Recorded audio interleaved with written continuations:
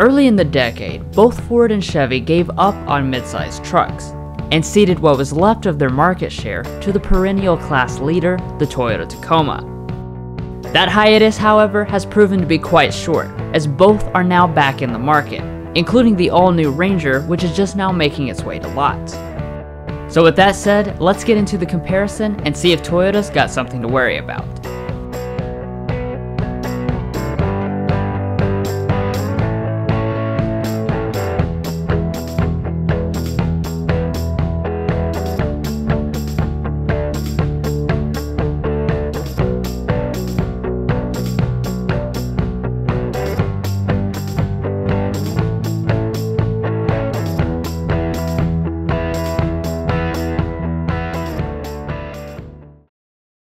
But before we get into the meat and potatoes of the comparison, let's first establish the pricing and option levels of these two.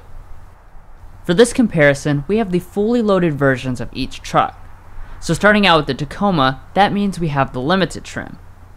It's only available in the double cab configuration, and therefore starts out at $37,640. Of course, we do have the optional four-wheel drive system for a little over $3,000, Predator steps for $650, and then a handful of other small items. All told, with 1045 destination, the total rings in at $42,838. For the all-new Ranger, we have the Lariat trim to keep things equivalent. Since this truck can still be had with two doors, the technical starting price is only $32,210. But once we add in the Super Crew and four-wheel drive, things escalate rather quickly. After that, we have a few more options: the 501A package, running boards, and the Sport Appearance package. That means after destination, the total price is $42,805. So that gives us one of the smallest price differences we've ever had between two comparing vehicles, a mere $33. But anyways, now let's get to checking out the powertrains. While the prices may be similar, that's not the case under the hoods. The Tacoma sticks with a tried and true 3.5 liter V6 engine, while the Ranger goes with a 2.3 liter turbo 4-cylinder. The end result is a pretty similar horsepower output, with the Tacoma making 278 horsepower compared to the Ranger's 270, but the Ford has a decent torque advantage at 310 pound-feet versus the Taco's 265 pound-feet. Beyond that, the Ranger has a significantly newer 10-speed automatic transmission compared to the Tacoma's 6-speed automatic. And as already mentioned, both are four-wheel drive. Now for driving dynamics, we didn't get the chance to get any real driving impressions from the Ranger since the unit we were in was already sold. However, from what we briefly noticed, the Ranger is likely to have the quieter engine and smoother transmission. We have driven the Taco extensively though, and are impressed by the smooth and comfortable ride that still remains composed when cornering. But circling back to the fuel economy, the Ford's turbo engine pays off with class-leading MPGs. It comes in at 20 city, 24 highway, 22 combined as equipped, which is 2 MPG better than the Toyota across the board. Now that we've covered the powertrains, let's check out the exterior styling and features. Checking out the overall designs, both have rugged looks that compensate for their smaller sizes. In the Tacoma, the Limited gets a large chrome grille to distinguish it from the cheaper models, as well as a muscular ridged bumper. The Ranger Lariat would also normally have a chrome grille, but our Sport package replaces it with this dark gray one. The actual shape of it is really close to the Toyota's, but turning over to the headlights, they are very different. Ford gives you full LED lights, while Toyota sticks with halogen lights across all the trims. And that same thing does go for the fog lights as well. In the back, a similar scenario plays out. They share most of the same styling characteristics, but the Ford has classy full LED taillights that the Tacoma lacks. So overall, while both have really nice looking designs, the Ranger's LED lighting puts it over the edge for the styling point. Now moving on to more specific stuff, the Tacoma does have a ground clearance advantage, as you would expect from a truck with this kind of off-road cred. Heading up to the wheels, both have good looking ones. However, the Rangers are 17 inches, while the Tacomas are 18 inches and stand out a bit more. On the flip side though, the Ranger has larger brakes all around, and they are disc in the back as opposed to rear drums on the Tacoma. Next up we have the mirrors, which are both power adjusting, heated, and include blind spot monitoring with rear cross traffic alert. Now as far as other safety systems, both excel here.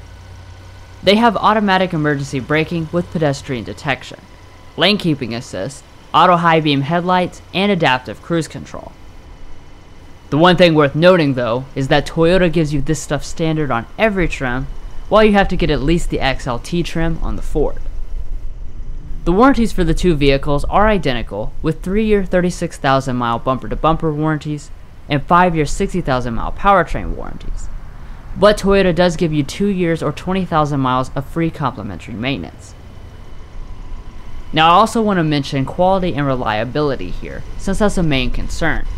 While many of you would just like to declare that the Tacoma is better, we don't have any actual real evidence since the Ranger just now hit the lots. Additionally, the J.D. Power's dependability study gauges vehicles after 3 years of ownership, and this generation of the Taco isn't quite old enough to be in that study yet. So this is going to remain a question mark for a while.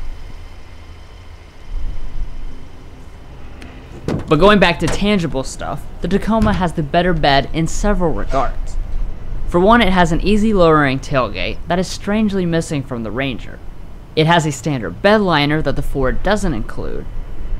And finally, it is more practical with sliding tie downs, LED lighting, and a power outlet for tools.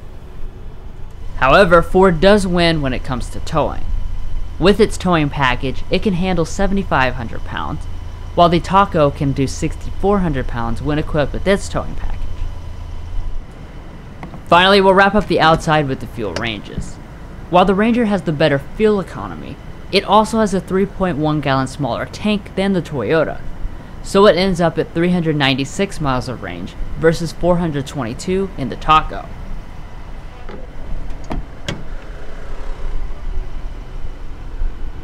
Well, that pretty much sums up the exterior stuff.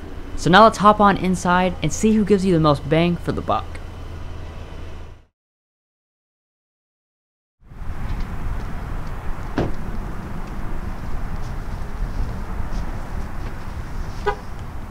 Walking up to the vehicles, both include smart entry with the typical brand key fobs. However, only the Ranger will have factory remote start.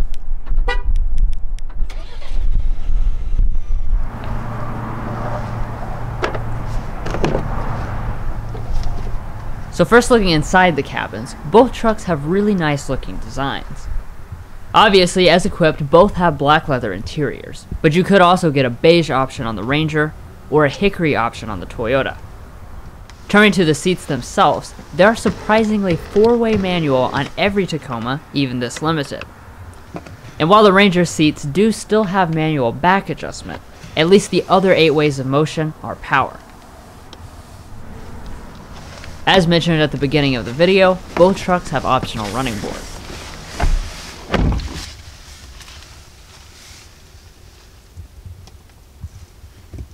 Now once inside the cabin of these two trucks, the overall designs and material choices are quite different.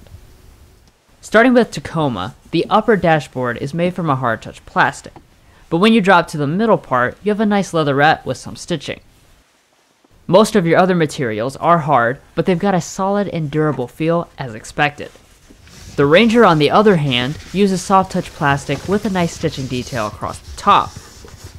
But in the middle, it goes with a dark gray plastic piece with Ranger branding. And then like the Toyota, everything else is hard touch, but solid. Finally, both of the door trims are pretty much the same, with leatherette to rest your arms on and hard touch plastic for all the rest. So in the end, I'd say materials are roughly equivalent. On both, press the button to start. When you do, you'll see a 7-inch touchscreen fire up on the Tacoma, and an 8-inch touch display on the Ford.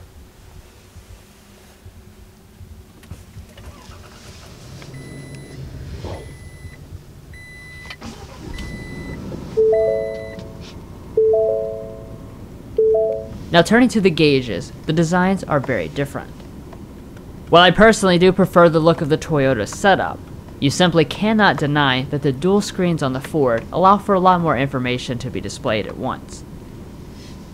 Coming back to the steering wheels, they are both manually tilt and telescoping, and wrapped in leather.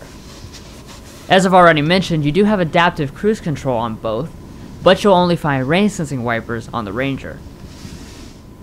Now moving on to one of the most important categories, we have interior storage. The Toyota comes out a bit ahead in this metric, with a larger center console, an extra cup holder and cubby, and then they both have a nicely sized bin up in the front. Additionally, Toyota provides an extra USB port and Qi wireless charging pad compared to the Ford. Coming over to the shifters, both are leather wrapped and allow for manual shifting. When in reverse, both also have backup cameras as well as parking sensors. However, the Ranger's got the more detailed image, active trajectory, as well as a special view for lining up the trailer. Now moving on to climate control, both have dual zone automatic setups. However, the Toyota wins here on virtue of the fact it has better ergonomics, since the knobs are easier to operate than tiny buttons, and all the controls are right here, whereas on the Ford some of them are located in the touch display, like your zones. And both do have 3-stage heated seats. Now let's go ahead and sample the audio systems.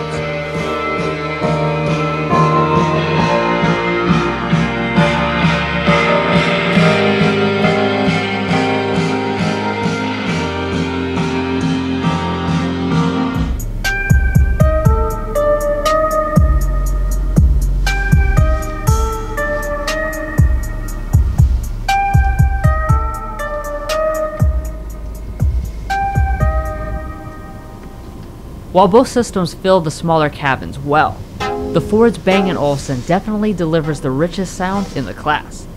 But anyways, now that brings us to the infotainment systems. For the Toyota, we have the older version of Intune, which does lack a few of the newest features. On the Limited, you do have standard navigation, but you still won't find Android Auto or Apple CarPlay. Otherwise, this is very much the system you're used to seeing in Toyotas. For the Ranger, it has the newest version of Sync 3, which gives you some modern advantages over the Intune system.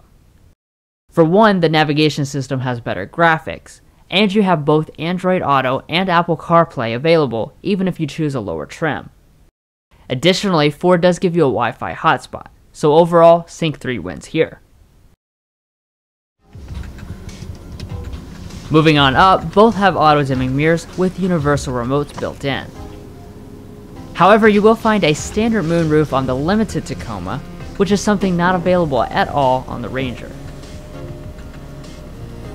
But anyways, that's it for the front seats, so now let's go ahead and check out the rear.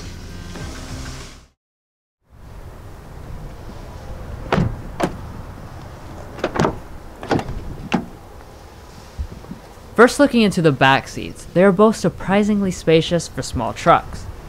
While they have identical headroom measures, the Ranger does give you about 2 inches more legroom, which is a noticeable difference. Once inside, the Ranger also gives you more amenities, since it has 2 charging USB ports, a household power outlet, and a rear armrest, all of which are missing from the Toyota.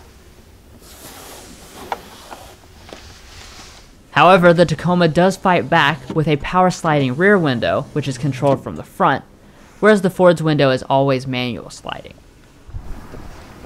Finally, the last thing we'll look at is underseat storage. Both have a pretty substantial amount of it, but the Toyota's is a little nicer on the virtue that it's one contiguous space. Well everyone, we hope you've enjoyed another face-off comparison between two really close competitors. As you can tell, both Ford and Toyota have many years of experience making excellent trucks. So at the end of the day, they're really close enough that I think it'll mostly come down to differences in the designs. But as always, we definitely recommend checking them out in person before making any final purchasing decisions. Anyways, thanks for watching, and be sure to leave a thumbs up if you like what you saw. Also, be sure to subscribe to ensure that you see all the latest comparisons and full review videos. Take care.